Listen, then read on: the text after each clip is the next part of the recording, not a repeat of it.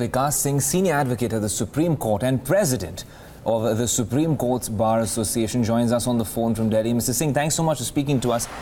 So I just want to understand your take on this and how we could really interpret this appropriately, because considering what this resolution says, Mr. Singh, it seems like, it's condition A, which is contingent on condition B. Condition A being the reiteration of Justice Joseph's name, and of course, condition B being the fact that a further detailed discussion is required on May 16th, where the other Chief Justices of High Courts will also be considered. So are these two contingent on each other, Mr. Singh?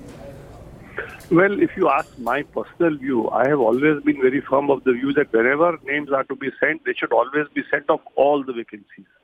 So in the first place, when the name of Justice Joseph was sent, it was not correct to send only 2 names. They should have sent, because even then there were 6 vacancies. But now, having said that and having now sent 2 names, ideally they should have reiterated Justice Joseph first and then sent the other names. But since the larger issue of filling up all the vacancies is also a very, very pressing issue, and since the government takes some time in, finalizing the recommendations, I think it is also in larger public interest that if they are sending all the names together, that is also definitely in the larger public interest. And I'm so fortunate that they have said that they will reiterate. So at least that chapter is closed, that his name will go through as a reiterated name, because after reiteration, that name, the government has no choice.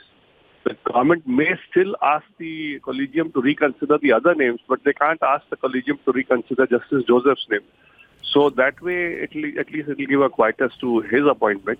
And the sooner they do it, the better, because, of course, we are now closing for vacations, but I hope before we open in July, hopefully all the vacancies should be filled up, because there is a huge problem of pendency in Supreme Court. Absolutely, but in this particular case, Mr. Singh, it was not just about the vacancies pending in the Supreme Court. The reiteration of Justice Joseph specifically by itself has become an issue that several honorable Supreme Court judges and former judges have also raised as an example, in their view, of the government pushing down on the judiciary's choice, of Supreme Court judges and their elevation. Would it not have been better if this reiteration had taken place earlier? Why the delay, and now why no clear decision on just Justice Joseph's reiteration and to club it with other names? What does that tell you?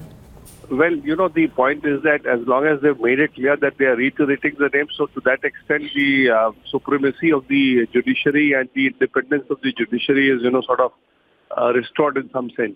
But ideally, as I told you earlier, I would have been happier if they had, sent his reiteration immediately and then decided the names. But the other way also is also good, because ultimately all the vacancies have to be filled up. And in the pressure of reiterating the name of Justice Joseph, if they can get through the other names also, I think that is, otherwise, what could have happened, that if they reiterated it, then not met for another 2 months to decide the other names, that would have had a more serious adverse impact on the functioning of the higher judiciary.